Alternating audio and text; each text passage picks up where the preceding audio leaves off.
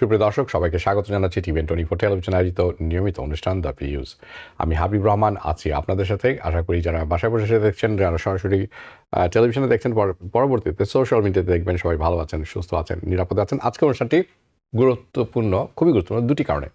একটি হচ্ছে emergency rate কাট, অর্থাৎ ইন্টারেস্ট রেট কমতে পারে এমার্জেন্সিতে ভিত্তিতে, এবং সেটা কত হতে পারে সেটি গুরুত্বপূর্ণ বিষয়। আরেকটি ব্যাপার হচ্ছে যে ডাকা এবং যারা প্যারোল ইন প্লেস আছেন তাদের জন্য আপডেট আছে, সেটিও আমি তুলে ধরার চেষ্টা করব। তাহলে চলুন শুরু করি। ইনভেস্টররা এখন দাবি করছেন যে ফেডারেল রিজার্ভ এমার্জেন্সি ভিত্তিতে ইন্টারেস্ট রেট কমিয়ে আনুক। কেন তারা এটি বলছেন? তারা বলছেন এটি করা দরকার, যার কারণে যাতে করে স্টক মার্কেটে একটি ধস না আসে এবং অর্থনীতি যে মন্দার দিকে এগিয়ে যাচ্ছে সেটি যাতে প্রতিহত করা যায় বা থামিয়ে রাখা যায়। কিন্তু সেই আলোচনায় যাওয়ার পূর্বেই আমি যেটি কিছু ইনফরমেশন আছে, যেটি তথ্য আছে, যেটি আপনাদের কাছে তুলে ধরতে চাই। কারণ এই আলোচনা বুঝতে হলে আমাদেরকে জানতে হবে সাম্প্রতিক অতীতে ফেডারেল রিজার্ভ এমার্জেন্সি ভিত্তিতে ইন্টারেস্ট রেট কমিয়েছেন, এবং কেন কমিয়েছেন, কখন কমিয়েছেন, কিসের ভিত্তিতে, সেটি প্রথমে তুলে ধরবো।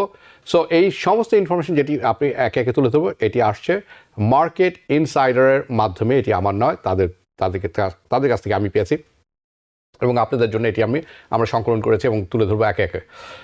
সো সম্ভব হলে এই অনুষ্ঠানের পরে হয়তো লিঙ্কটি আমি রেখে দিব আপনাদের জন্য, যারা আপনারা ইন্টারেস্টেড পরে দেখে নেবেন। চলুন প্রথমটি দেখে নেই। জানুয়ারি মাসে যেটি আপনারা দেখছেন, 2001 সালের জানুয়ারি মাসে দ্য টেক বাবল বার্স্ট, অর্থনীতি, টেক ইন্ডাস্ট্রি অর্থনীতি। আমরা যদি প্রথমটায় ফেরত যাই, ওকে, থ্যাংক ইউ। প্রথমটায় ফেরত, টেক বার্স্ট যখন হলো, টেক বাবল বার্স্ট হলো, ফেডারেল রিজার্ভ এমার্জেন্সি ভিত্তিতে 50 বেসিস পয়েন্ট, যেটি আমরা বলে থাকি 0.5% কমালেন। এপ্রিল 1 তারিখ 2001 সালের এপ্রিলে দুর্বল হয়ে আসা অর্থনৈতিক কারণে ফেডারেল রিজার্ভ এমার্জেন্সি ভিত্তিতে আবারও পুনরায় 50 বেসিস পয়েন্ট কমালেন। আমরা কি পরবর্তীটা দেখতে পারি? ওকে, থ্যাংক ইউ। যেটি আপনারা এখন দেখছেন সেটি হচ্ছে সেপ্টেম্বর 2001 সালের 9/11 যেটি নামে পরিচিত, সেটি হচ্ছে ফেডারেল রিজার্ভের ইন্টারেস্ট রেট কাট। আবার পুনরায় তারা করলেন 50 বেসিস পয়েন্ট। অগাস্ট 2007 সালে ফেডারেল রিজার্ভ পুনরায় এমার্জেন্সি ভিত্তিতে রেট কমিয়েছিলেন, ইন্টারেস্ট রেটের হার কমিয়েছিলেন 50 বেসিস পয়েন্ট। তার কারণ কি ছিল? Housing market crash. জানুয়ারি 2008 সালে ফেডারেল রিজার্ভ এমার্জেন্সি ভিত্তিতে পুনরায় ইন্টারেস্ট রেট কমিয়েছিলেন, সেবার কমিয়েছিলেন সিগনিফিক্যান্ট, তাৎপর্যপূর্ণভাবে। সে কত ছিল সেটি? 0.75%, 75 বেসিস পয়েন্ট।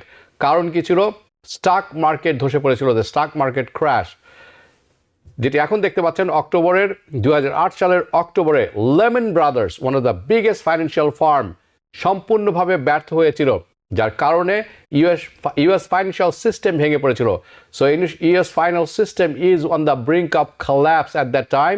তার রেসপন্সে ফেডারেল রিজার্ভ পুনরায় কমিয়েছিল ইন্টারেস্ট রেটের 0.5% অথবা 50 বেসিস পয়েন্ট। যেটি এখন দেখছেন সেটি হচ্ছে 2020 সালের মার্চ মাসে প্যান্ডামিকের শুরু হওয়ার কারণে ফেডারেল রিজার্ভ ইন্টারেস্ট রেট কমিয়েছিল। এখন যেটি দেখছেন আপনারা, সেটি একটু পরে আমি ব্যাখ্যা করব। তার ব্যাখ্যার কারণ আছে। সেই প্রতিবারই আমরা যদি এটি সরিয়ে নিতে পারি স্ক্রিন থেকে, ওকে, প্রতিবারই ইন্টারেস্ট রেট কমার একটি কারণ ছিল, যদি এমার্জেন্সি ভিত্তিতে করে থাকেন ফেডারেল রিজার্ভ, এবং কতখানি কমেছিল সেটি আপনাদের কাছে তুলে ধরলাম। কারণ বাকি অংশে যখন আমি ব্যাখ্যা করার চেষ্টা করব, এই কথাটি, তথ্যগুলি আমাদের কাজে লাগবে, এবং আপনারা ইতিমধ্যে জেনে নিলেন কতবার ইন্টারেস্ট রেট কমানো হয়েছে এমার্জেন্সি ভিত্তিতে, অর্থাৎ এটি হয়ে থাকে। নাও এখন যেটি স্ক্রিনে দেখবেন আপনারা, এটি হচ্ছে একটি performance of the stock market, যেটি আপনারা দেখছেন। S&P 500 stock market and S&P 500, যেই দিন ইন্টারেস্ট রেট কমে তার পারফরমেন্সটা কেমন থাকে। ফেডারেল রিজার্ভ যখন এমার্জেন্সি ভিত্তিতে রেট কাট করে থাকে, ইন্টারেস্ট রেট কমিয়ে থাকে, S&P 500 স্টক মার্কেট কি করে থাকে সেটি আপনারা দেখছেন। সো সামটাইমস রেট কাট করলে ইন্টারেস্ট স্টক মার্কেট পজিটিভ থাকে, ভালো থাকে, কিন্তু আদার টাইমস নট সো মাচ। যেটি আপনারা দেখছেন অন দ্য স্ক্রিনে, এখন যেটি আপনারা দেখছেন স্ক্রিনে, সেটি হচ্ছে যেই দাগটি দিয়ে দেখানো, যেটি বড় লাল অ্যারোটি নিচের দিকে গেছে, এটা পার্টিকুলারলি একটি আউটলায়ার, অর্থাৎ ব্যতিক্রমী একটি জিনিস। তার কারণ হচ্ছে এটি সেপ্টেম্বর 2011 সালের ঘটনা, সেপ্টেম্বর 9/11-এর পরের ঘটনা। এবং আপনাদের মনে থাকার কথা অনেকের, সেপ্টেম্বর 11-এর অ্যাটাকের পরে স্টক মার্কেট 4 দিনের জন্য বন্ধ ছিল, কনসিকিউটিভ 4 ট্রেডিং ডেজ। এটি ছিল সর্বদীর্ঘভাবে লংগেস্ট শাটডাউন। দ্য গ্রেট ডিপ্রেশনের পরে এটি হচ্ছে সর্ববৃহৎ শাটডাউন। 4 দিন পরপর স্টক মার্কেট বন্ধ ছিল। The NYSE and the Nasdaq reopen পুনরায় শুরু হয়েছিল সেপ্টেম্বরের 17 তারিখে। সো এটি খেয়াল রাখবেন, দ্যাট যেটি আপনারা দেখছেন স্ক্রিনে, সেই কারণে এটি আগেরটা যদি ওকে থ্যাংক ইউ, যেটি আপনারা দেখছেন স্ক্রিনে সবচেয়ে বড় যে দাগটি নিচে দিয়ে গেছে, এইটি হলো তার সবচেয়ে কারণ। সো যখন রিভিউ করবেন আপনারা এই তথ্যগুলো, তখন আপনারা খেয়াল রাখবেন। I want to show you something else. পরবর্তী চার্টটি এখন যেটি দেখবেন আপনারা, সেটি হচ্ছে ফেডারেল রিজার্ভ যখন ইন্টারেস্ট রেট কমিয়ে নিয়ে আসে, market tends to go down first. আপনারা দেখবেন যে ডেটগুলো আমি হাইলাইট করেছি, মার্কেটের পতন ঘটে সেই ডেটগুলোতে। The market tends to go down first, প্রাথমিকভাবে। তার অর্থ এই না যে আমি বলছি যে আবার পুনরায় যখন ইন্টারেস্ট রেট কাট হবে সেম জিনিসটাই রিপিট হতে যাচ্ছে, বাট টেন্ডেন্সিটা হচ্ছে এইরকম, এবং সেটি আমি আপনাদেরকে দেখাচ্ছি। সো এটি যদি আমরা স্ক্রিন থেকে আগে সরিয়ে ফেলতে পারি। নাও দ্য রিজন, যে কারণে এত স্ট্রেস করছে এই ব্যাপারটিতে, ইজ সো দ্যাট বিকজ আপনারা যখন দেখবেন এই জিনিসগুলো, আপনি অনেক সময় মনে করতে পারেন, এবং আমরা সবসময় অনেক সময় মনে করে নিতে পারি যে ফেডারেল রিজার্ভ যদি ইন্টারেস্ট রেট কমাতে শুরু করেন, if they start lowering the interest rates, এবং ডলার প্রিন্ট করা শুরু করেন, তাহলে কি হবে?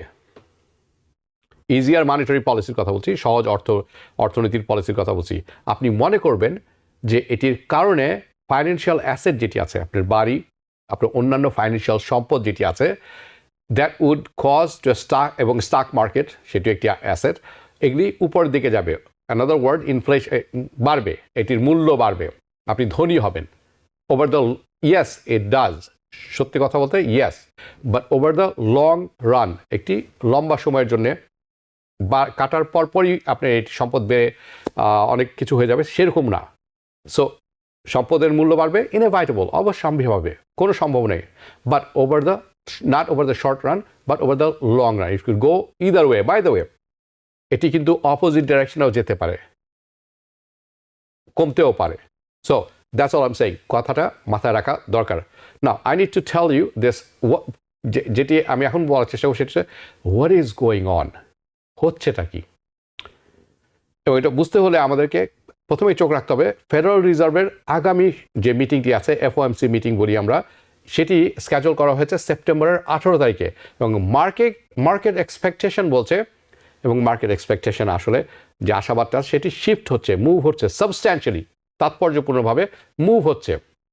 সো যে চার্টটি আপনারা দেখবেন এখন, এটি চার্টটি বলছে যে ইটস রিয়েলি ক্রেজি, কারণ দ্য মার্কেট এক্সপেকটেশন অ্যান্ড যে চার্টটি আপনারা দেখছেন, এটি আসছে ফ্রম CME ফেড ওয়াচ টুলের কাছ থেকে।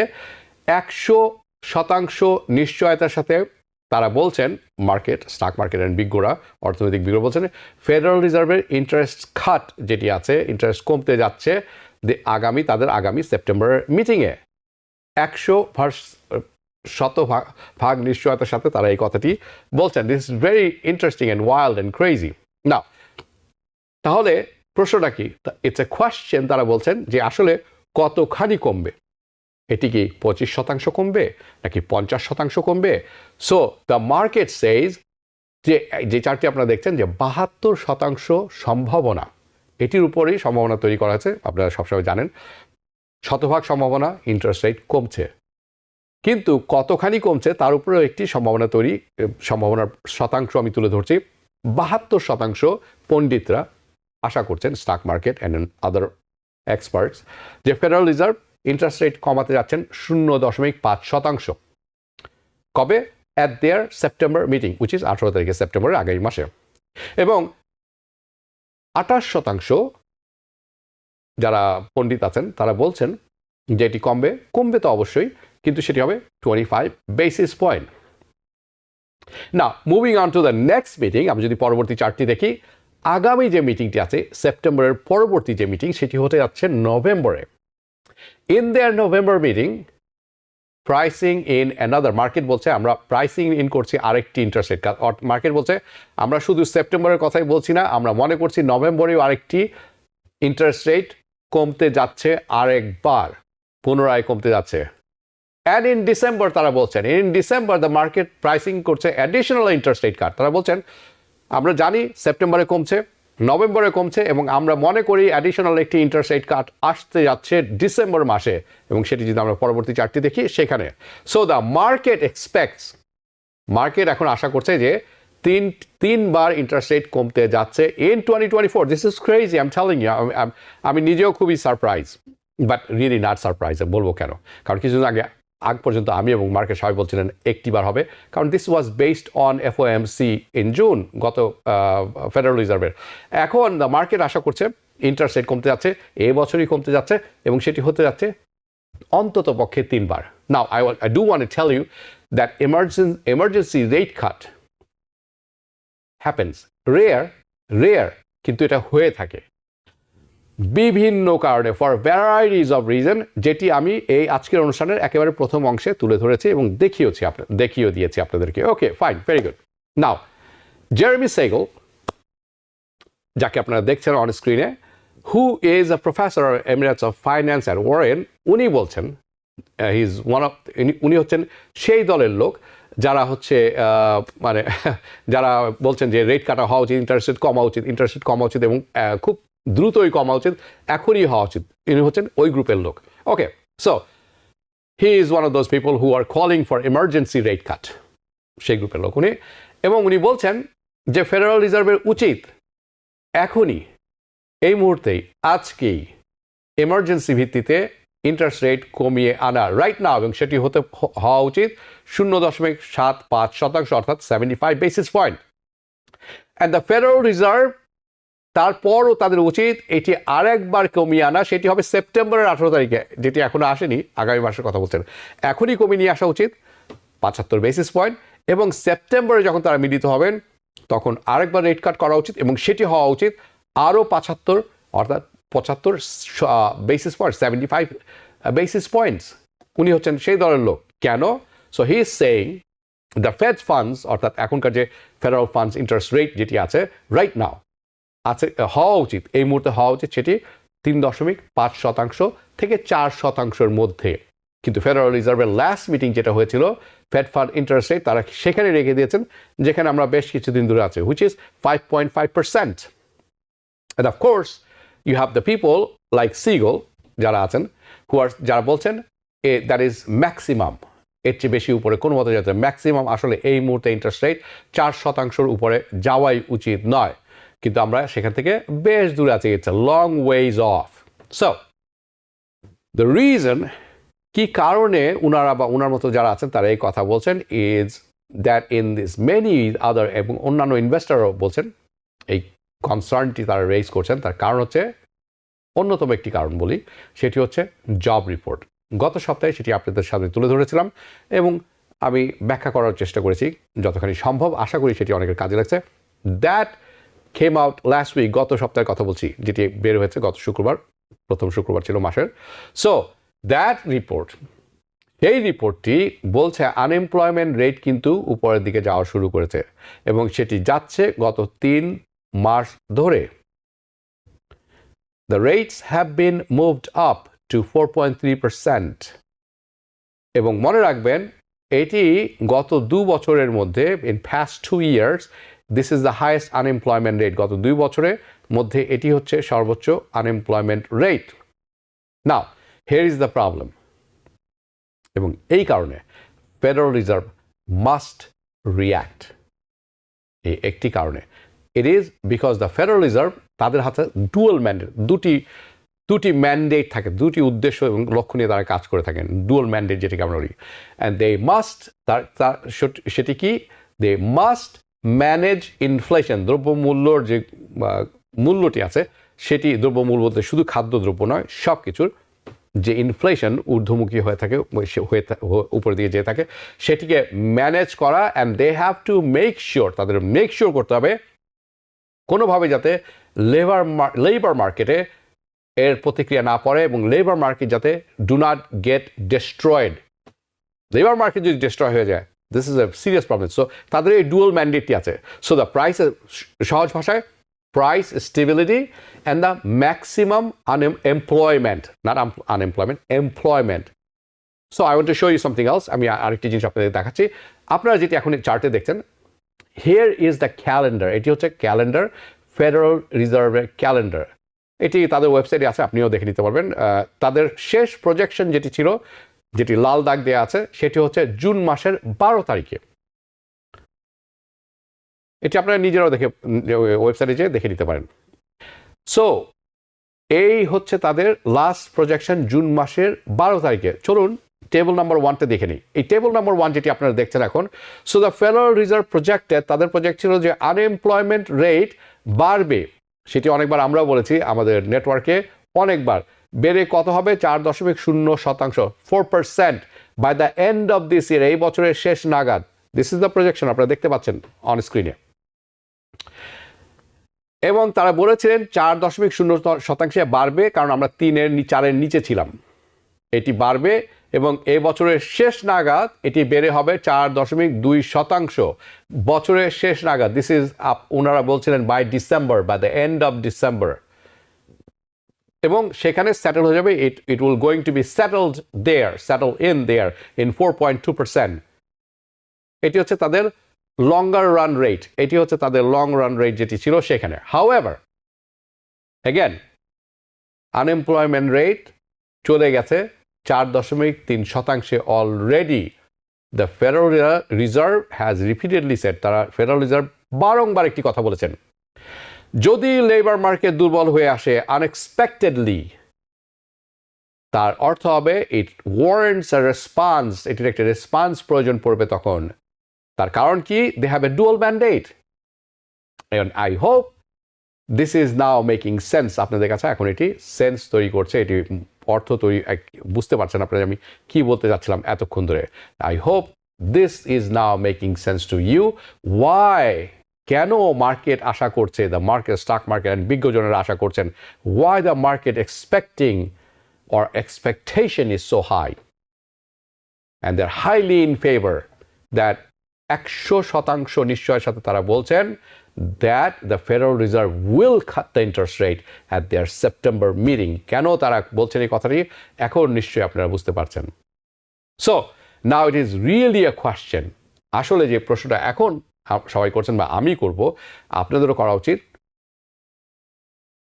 সেটি হচ্ছে রেট কাটটা কতখানি হবে, কোয়ার্টার বেসিস পয়েন্ট না half a basis point, right? But যেটি আমি বলবো আপনাদের সেটি হচ্ছে the whole thing, the interest rate cut, the emergency rate cut, it is not one sided. এটি একটি পক্ষর বা একতরফা নয়। This is not a one side game, or this is not one sided rather. অন্য একটি পক্ষ আছে, this is the other side of the argument. Okay, আরেকটি আর্গুমেন্ট আছে, এটির কাউন্টার প্রস্তাব আছে, কাউন্টার প্রতিপক্ষ আছে, তাদেরও লজিক আছে। And that's the Federal Reserve should not do an emergency rate কাট। তাদের লজিকটি হচ্ছে এরকম, তাদের কথাবার্তা হচ্ছে এরকম যে ফেডারেল রিজার্ভের কখনোই উচিত না এমার্জেন্সি রেট কাট করা, এমার্জেন্সি ভিত্তিতে ইন্টারেস্ট রেট কমিয়ে আনা, or interest rate cut, দুটি, এমার্জেন্সিভাবে করা না, নর্মালিও সাধারণভাবেও ইন্টারেস্ট রেট কমিয়ে আনা উচিত নয় ফেডারেল রিজার্ভের। এটি হচ্ছে তাদের আর্গুমেন্ট।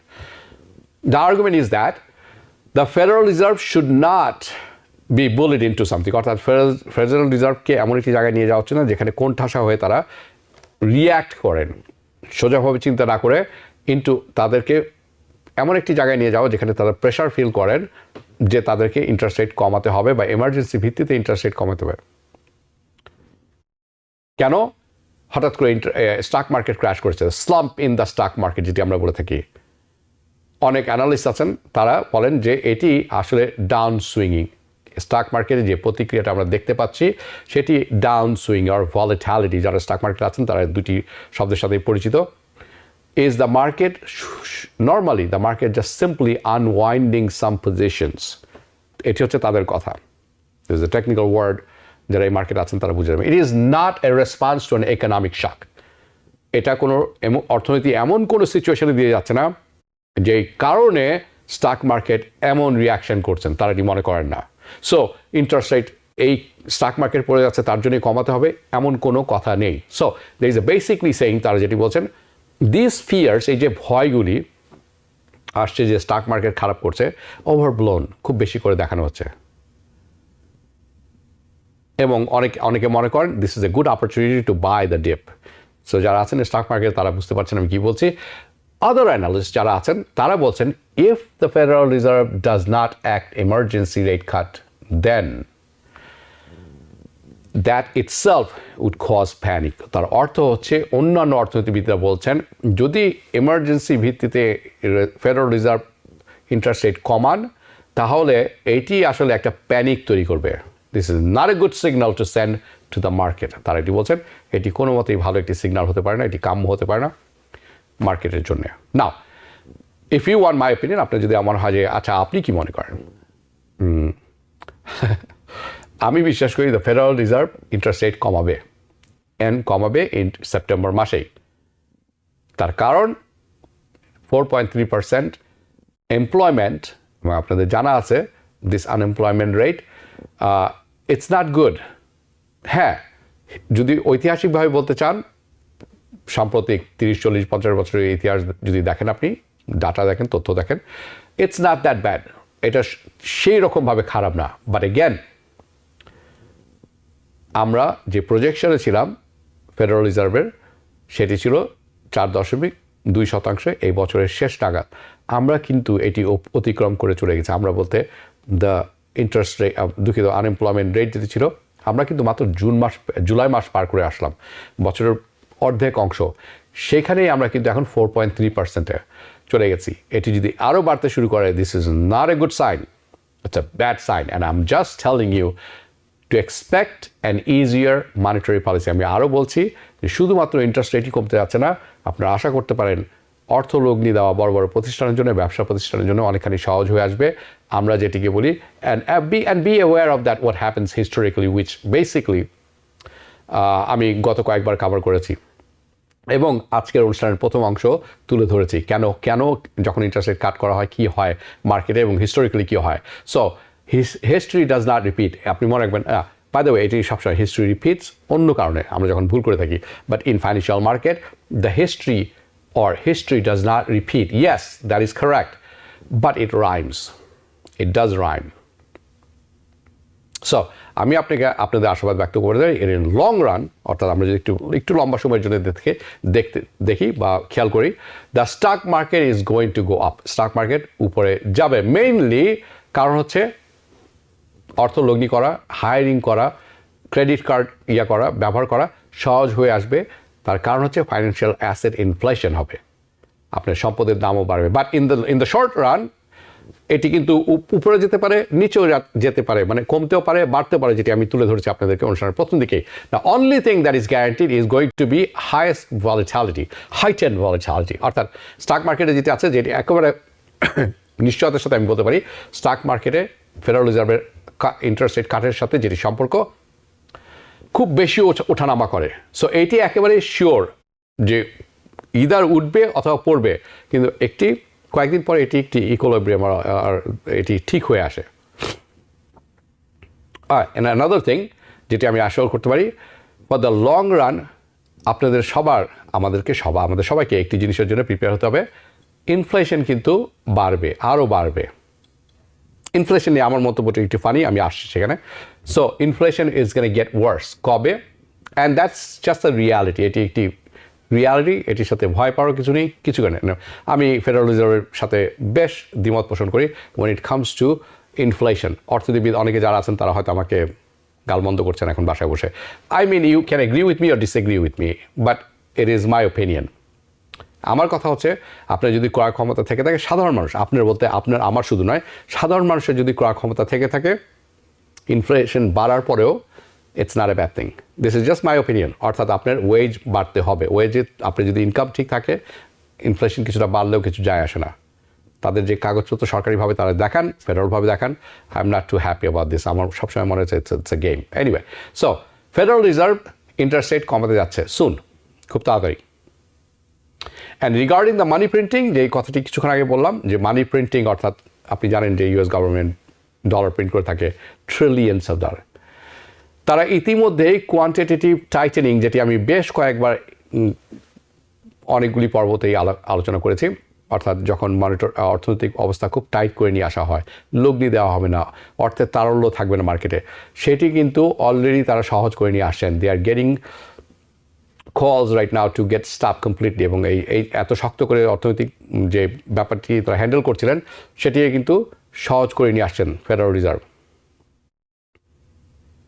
হঠাৎ করেই। So what's going on and what's coming next? It is going to be quantitative easing, অর্থাৎ অর্থের তরল্য মার্কেটে বেড়ে যাবে, and that's a good thing for business. এটি একটি ফ্যান্সি ওয়ার্ড, যার সোজা কথা হচ্ছে money printing, massive money printing. US government খুব তাড়াতাড়ি ট্রিলিয়ন্স অফ ডলার প্রিন্ট করবেন। আপনার পকেটে হয়তো যাবে না, খুব রিচ ধনী যারা আছেন তাদের পকেটে যাবে, এবং তাদের জন্য আরও বেশি অর্থ পাওয়া সহজ হবে, যার প্রতিফলন মার্কেটে আমরা দেখতে চাই, কারণ তখন হায়ারিং বেড়ে যায়। And that's what we want. আমরা চাই হায়ারিং বাড়ুক, সবার একটি কাজ থাকুক। So this is very straight forward. Inflation will continue, খুব স্ট্রেট ফরওয়ার্ড করে ইনফ্লেশন যেভাবে আছে এটি চলতে থাকবে, আরও বাড়তে থাকবে, এবং আমি তাই বিশ্বাস করি ইটস গোয়িং টু গেট ওয়ার্স। এটি আরও খারাপ দিকে যাবে এবং ইনফ্লেশন আউট অফ কন্ট্রোল হয়ে যাবে, কিন্তু এখনই নয়। সেটি আমার অ্যানালিসিস বা আমার যতটুকু বোঝার ক্ষমতা আছে সেটি আমাকে বলছে by the end of 2025, 2026। So এখনকার মতো যেটা আমরা বলতে পারি, let's see how the Federal Reserve going to respond to this. তখন যখন এটি হবে, ফেডারেল রিজার্ভ কী রেসপন্ড করবেন, I don't know, we will all see. আগামী যে প্রোগ্রামটি করার চেষ্টা করব আমি, সেটিতে দুটি ব্যাপার আছে। সেটি একটি ব্যাপার হচ্ছে এই তথ্যের ভিত্তিতে আজকে যেটা আমরা পেয়েছি এবং যে ইন্টারেস্ট রেট কাট আসতে আছে, এইটি স্টক মার্কেটের প্রতিক্রিয়া কেমন হবে, প্রভাব পড়বে, এবং যারা স্টকে আছেন তাদের জন্য করার চেষ্টা করব। এটি একটি ব্যাপার। আরেকটি ব্যাপার হচ্ছে চাইল্ড ট্যাক্স ক্রেডিট নিয়ে যারা অনেকেই জানতে চাচ্ছিলেন। চাইল্ড ট্যাক্স ক্রেডিট গত সপ্তাহে সেনেটে, এই সপ্তাহের শুরুতেই অথবা গত সপ্তাহের শেষে সেনেটে পাশ হয়নি। চাইল্ড ট্যাক্স ক্রেডিট সেনেটে পাশ হয়নি, যেটির মাধ্যমে অনেকে $3600 পর্যন্ত পেয়েছিলেন, এখন মনে হয় $2500 করে পাচ্ছেন। এটি এক্সপায়ার্ড হয়ে যাচ্ছে 2025 সালে।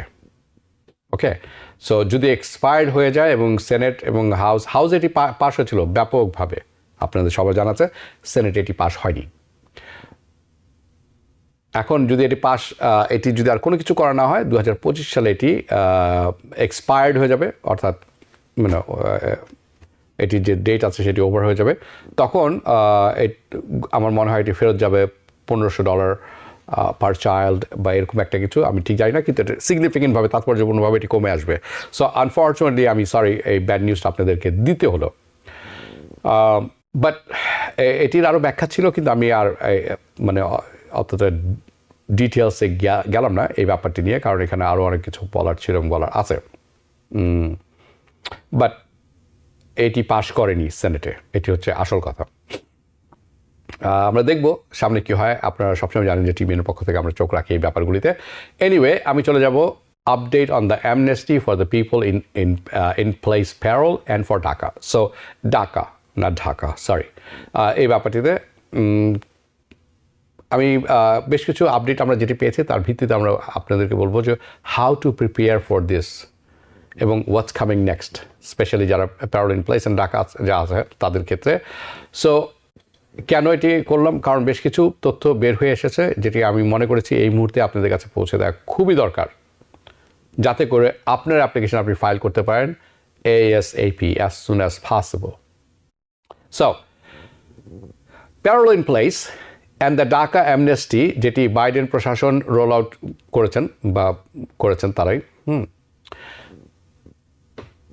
কখন আশা করতে পারেন, when do you expect the law? Okay, so এটির একটি একেবারে ডেট পাওয়া গেছে। আমরা আশা করছি we expect the law on August 19, আজকে কিন্তু অগস্টের 9 তারিখ, অর্থাৎ এই লটি আসতে যাচ্ছে অগস্টের 19 তারিখে। You have 10 days, so get ready. It is going to be published, এটি পাবলিশ করা হবে ফেডারেল রেজিস্টারে নেক্সট উইকে, আগামী সপ্তাহে। লটি আসছে অগস্টের 19 তারিখে এবং এটির যে পাবলিকেশন আছে সেটি আসতে যাচ্ছে ফেডারেল রেজিস্টারে আগামী সপ্তাহে। So this is very important. As soon as it drops, যে মুহূর্তে এটি অ্যাভেলেবল হবে, আমরা আপনাদেরকে অবহিত করব টিভিএন 24-এর পক্ষ থেকে ইমিডিয়েটলি। দ্য স্পেসিফিক রিকোয়ারমেন্ট কী থাকবে সেটিও আমরা তুলে ধরবো আপনাদের কাছে। নাও আপনারা জানেন, যদি আপনি 10 বছর you have been physically present in the United States, যদি আপনি থেকে থাকেন ইউনাইটেড স্টেটসে, আপনি জানেন ঘটনাটি কি। You do know for the atmosphere for parole in place, এটি আপনি হয়তো ইতিমধ্যে জেনে গেছেন। যারা বিবাহিত আছেন, যাদের স্পাউস ইউএস সিটিজেন এবং যাদের অথবা বাচ্চা কাচ্চা আছে যারা ইউএস সিটিজেন, আপনি কিন্তু আপনার স্পাউসকে অথবা মাধ্যমে you can get back in the status, আপনার স্ট্যাটাসে চলে আসতে পারেন, যেটিকে আপনি করতে হবে, যেটিকে বলা হয় parole in place. But we know you need to be here in the United States, আপনাকে আমেরিকায় থাকতে হবে 10 বছর। আপনি সেটি অলরেডি জানেন যে আপনাকে এটি করতে হবে, কিন্তু আপনি কি জানেন what do you need to prepare, আপনাকে প্রিপেয়ার করতে হলে কি করতে হবে? সো হিয়ার ইজ যেটি জিনিস আছে, যে জিনিসগুলো আপনার এখনই জানা উচিত, কারণ এটি খুব তাড়াতাড়ি চলে আসছে এবং আপনার হাতে সময় কম থাকবে। এনিওয়ে, 10 বছর 10 বছরের অর্থটি কি এটি পরিষ্কার করেছেন তারা মানে immigration. 10 year means you are going to prove, you are going to have to prove, আপনাকে প্রমাণ করতেই হবে। এবং আমার মাই অ্যাডভাইস ফর এভরিওয়ান যারা অ্যাপ্লাই করছেন তাদের বলছি, first of all gate a good lawyer please. I am not a lawyer, I cannot help, আমি আপনাকে এই ব্যাপারে সাহায্য করতাম না, but you need to get a good lawyer, ভালো একজন লয়ার, বিশ্বস্ত, যিনি কাজ করেন, যাকে ফোন করে পাওয়া যায়, যার অফিসে গিয়ে আপনাকে ঘন্টার পর ঘন্টা বসে থাকতে হয় না, আপনাকে এরকম একজন লয়ার নিতে হবে। Okay, so first thing first, get a lawyer who works for you. Now আপনাকে 10 বছর বলা হচ্ছে, তাহলে আপনি যদি এখন অগাস্ট মাসে থাকেন 2024-এ, আপনি মনে করবেন আপনি হয়তো 2014 সালের জুন মাস পর্যন্ত ফেরত যাবেন। আমি বলবো নো, গো ব্যাক, আরেকটু পিছনে চলে যান, জানুয়ারি 2014, 2014 সালের জানুয়ারি মাস পর্যন্ত ফেরত যান আপনি। তখনকার সময় থেকে, ওই সময় থেকে আপনি ডকুমেন্টগুলো যেগুলো আছে, আপনার যে কাগজপত্র সেগুলি জোগাড় করেন, এটি হবে সবচেয়ে ভালো। বাট আপনি কি জানেন যে আপনাকে প্রতিটি সিঙ্গল ইয়ার, প্রতি বছরের কাগজ আপনার থাকতে হবে। ইউ ক্যানট স্কিপ, আপনি কোনো একটি বছর স্কিপ করতে পারবেন না। 10 বছর মানে 10 বছর, কোনো একটি বছর আপনি স্কিপ করতে পারবেন না। You need to know this, এই জন্য আমি বলছিলাম এটি জানা খুব দরকার। সো গো ব্যাক টু 2014, আমি বলবো জানুয়ারি মাসে। এমন করবেন না আপনি, ওকে ঠিক আছে, ইউ নো হোয়াট, 2014, তারপরে জাম্প করলেন 2018, 2021, that is not going to work, এটি কাজ করবে না। You need to prove by clearing convincing evidence, clear and convincing evidence that আপনি 10 বছর ধরে ইউনাইটেড স্টেটসে ছিলেন। Here is the proof from every single year. আপনি কিন্তু প্লিজ খেয়াল করে শুনবেন। Here is the checklist for documents. কিছু চেকলিস্ট আমি আপনাদের কাছে তুলে ধরছি, কাগজ কলম থাকলে লিখে নিতে পারেন, কারণ এটা কাজে লাগবে। Number 1, tax paper. যদি ট্যাক্স পেপার ওই বছর আপনি হারিয়ে ফেলেছেন, নাই আপনার কাছে, you can get a transcript, আপনি একটি ট্রান্সক্রিপ্ট পেতে পারেন IRS এর কাছ থেকে অফ ইয়োর ট্যাক্সেস প্রতিটি বছরের। Okay, and that will be perfect, এটি হবে একেবারে পারফেক্ট যদি এটি করতে পারেন। ওকে, এটি হবে বেস লাইন, আপনি বলছি ইয়োর বেসিস অফ থ্রেশহোল্ড, আপনি মনে রাখেন এর বেশি কিছু দিতে পারলে আরও ভালো, কিন্তু this is the base line.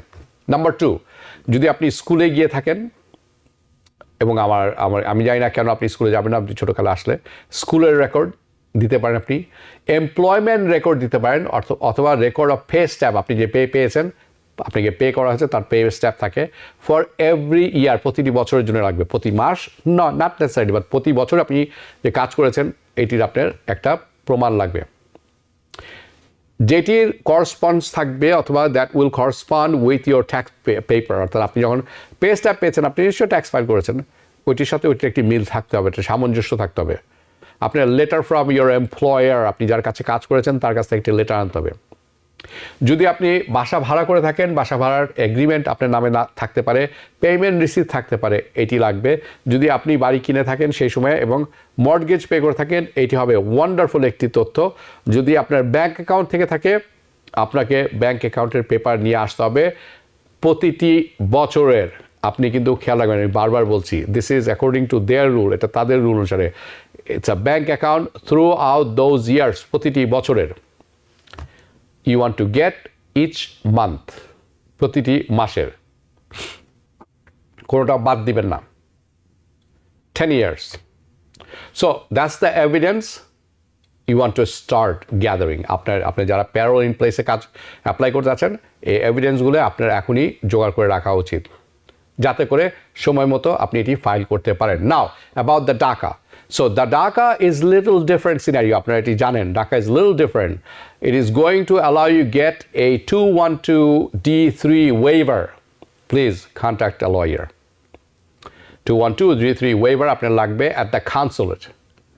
আপনারা যারা DACA আছেন আপনারা সবাই শিক্ষিত এবং আপনারা জানেন, কাজেই আমি কিছুটা হলো ইংরেজিতে বলবো because there are some technicality এবং আপনারা এটি জানেন। And if you have an underlying non-immigrant visa, you are able to go ahead and file an approval. Get advance parole. Advance parole before you leave. আপনারা যারা আছেন, please get an advance parole. সেটিও 212D3 কথা বলছিলাম। Okay. So যাতে করে আপনি US কনসুলেটে যান and pick up your visa and come back in legal status. এটি অত্যন্ত গুরুত্বপূর্ণ বিষয়। This is going to be really important, really important. Now, what do you need to do? কি করতে হবে আপনাকে কি করা? What do you need to do to start? Going today to prepare for this. আপনাকে যাতে আপনি এটার জন্য প্রিপেয়ার হতে পারেন, কারণ আপনাদের সময় চলে আসছে। You need to start looking at the H1B, দুঃখিত H1B অথবা H1B visa professionals. আপনাকে এই একটি দিকটা দেখতে হবে প্রথমেই, because you need to come back in. আপনি ওয়েবার নিয়ে গেলেন, তারপর আসবেন, কিন্তু আপনাকে এখানে ওয়েবার নিতে হলে আপনি যখন যাবেন আপনাকে H1B visa বা H1B visa যদি থাকে for professionals, this is what you need. It's only once a year, by the way. এই জিনিসটা বছরে একবার হয়ে থাকে এবং it's a lottery. And আগামী বছর কবে হতে যাচ্ছে? মার্চ মাসে। So please be ready. You better start preparing. এখনই সময়, speak to any employer who's willing to offer you this, যারা আপনাকে এটা অফার করতে রাজি আছেন। If they are willing to petition, যদি আপনার জন্য petition করতে রাজি আছেন, আপনি কিন্তু it's a life changing thing. আরেকটা জিনিস আপনি করতে পারেন, আপনি দেখুন খেয়াল করে আপনি O1 এর জন্য কোয়ালিফাই করেন কিনা। That's the visa for O1, right? The visa for extraordinary ability in business. It's a O1. দেখেন আপনি এটার জন্য কোয়ালিফাই করতে পারেন কিনা। It is also included in science, also maybe an option for you. আপনি যদি সায়েন্সে থেকে থাকেন, স্ট্যাম্পসে থেকে থাকেন, আপনার জন্য O1 কিন্তু it could be an option anytime, কারণ এর কোনো লটারি নেই। সো আমি চেষ্টা করেছি যথেষ্ট পরিমাণ তথ্য আপনাদের কাছে তুলে ধরার জন্য। যেখানে থাকবেন, ভালো থাকবেন, সুস্থ থাকবেন, নিরাপদে থাকবেন। কিছুক্ষণ পরে শুরু হতে যাচ্ছে আওয়ার ডেমোক্রেসি। সেখানে অত্যন্ত গুরুত্বপূর্ণ বিষয় নিয়ে আজকে আলোচনা করব, যেটির মধ্যে বাংলাদেশ উল্লেখযোগ্য অংশ একটি থাকবে, বাংলাদেশ পার্টটি। আশা করি সেখানে দেখা হবে কিছুক্ষণ পর। সবাই ভালো থাকবেন, শুভরাত্রি। TBN 24 টেলিভিশন দেখতে আজই কল করুন 7187776556। লগ ইন করুন www.totalcablebd.com। নিউ ইয়র্ক থেকে সম্প্রচারিত TBN 24 টেলিভিশন বিশ্বজুড়ে বাঙালির কণ্ঠস্বর।